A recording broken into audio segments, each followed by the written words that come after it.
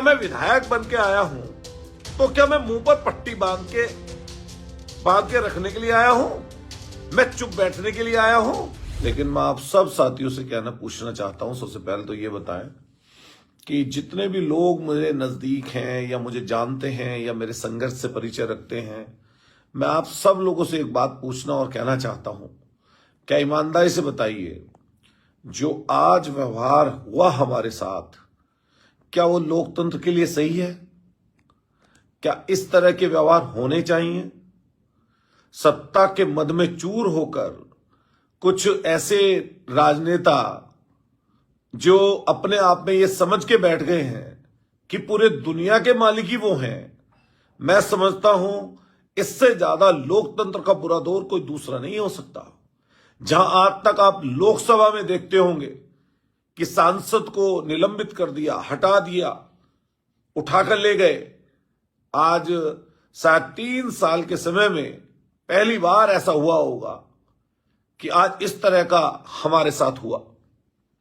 लेकिन मैं एक चीज को पहले से कहता आया हूं, मैं आपके सामने बोल रहा हूं, और जितने लोगों तक मेरी बात जाए, अगर मेरी बात जायज है और आप सब लोगों के लिए है, हर जाति वर्ग के लोगों के लिए है, तो आपको सबको हमारे जैसे लोगों का सहयोग करना चाहिए। पहले नंबर की बात, मैं कोई बिजनेसमैन नहीं हूं, मैं कोई धन्ना सेठ नहीं हूं, मैं किसी उद्योगपति के घर में पैदा नहीं हुआ हूं। मैं अपनी मेहनत के बल पर, अपने साथियों के सहयोग से आज विधायक हूं, और मैं गलत फहमी में बिल्कुल नहीं हूं कि मैं ही सब कुछ हूं, मेरे बिना कुछ नहीं है।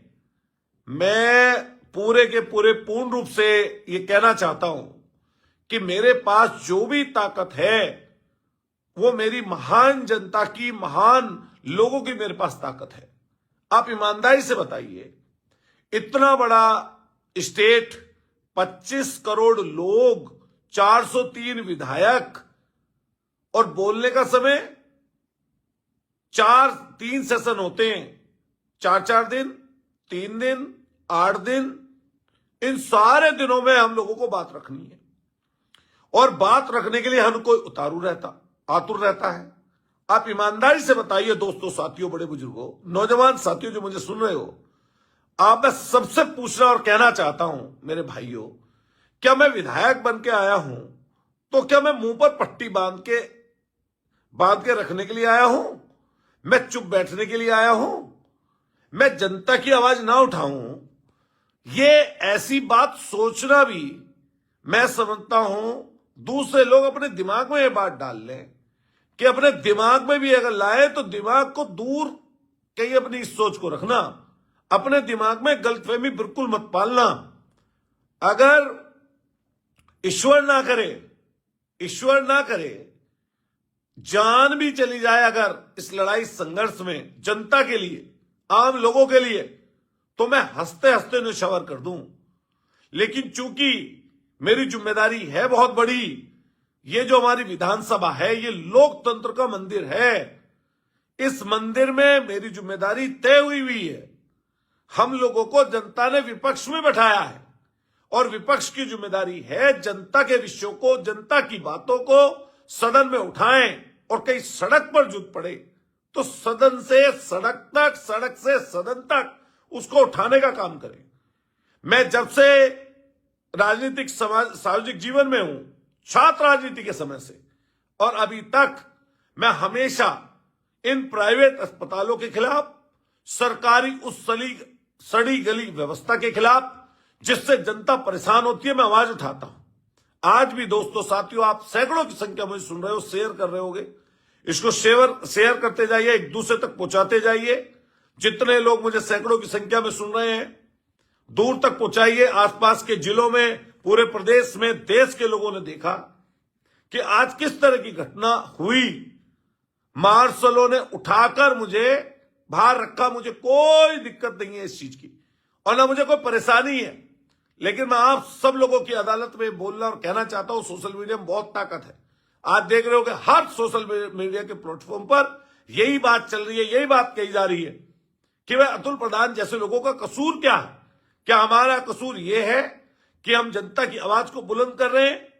पिछले 3 दिन से ये कुछ भी बोले, माननीय मुख्यमंत्री जी कुछ भी कहें, नेता सदन कुछ बोल जाए, किसी को भी डांट दें, किसी के ऊपर भी जात धर्म का आरोप लगा दें, ये किसी के साथ भी बदतमीजी कर दें, लेकिन अगर इनसे हम सवाल करेंगे तो समझिए हम इनके दुश्मन हैं।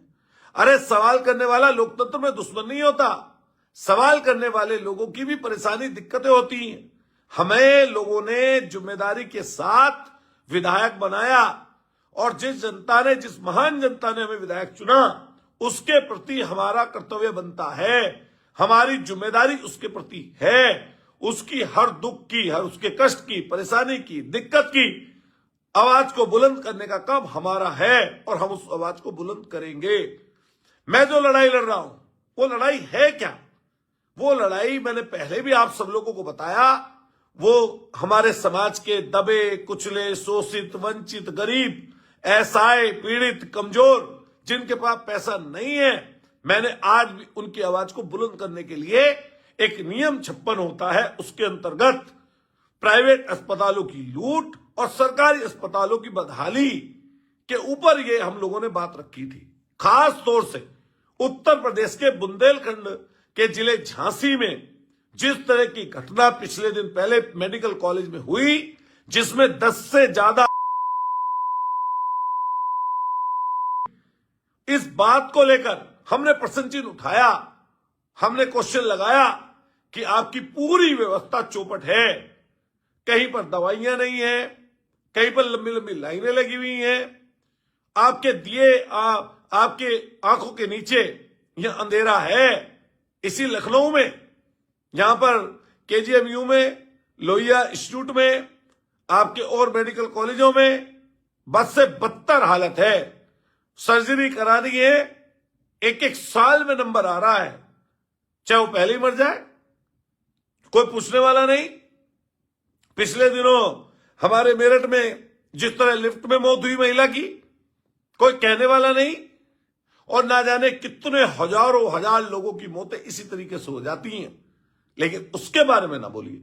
डॉक्टर की कमियों के बारे में ना बोलिए। जो डॉक्टर सरकारी अस्पतालों में कमी है उसके ऊपर बात मत रखिए।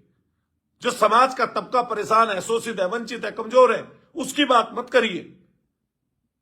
ये बाबा साहब का अपमान करे, ये अच्छे, ये किसानों का अपमान करे, ये ठीक, ये नौजवानों को अग्निवीर के नाम पर बहकाएं, ये ठीक, गन्ने का दाम मत बढ़ाओ, ये ठीक, महंगाई कितनी बढ़ती रहे, ये ठीक। इनसे सवाल मत करो। सवाल करोगे तो आपके साथ यही होगा।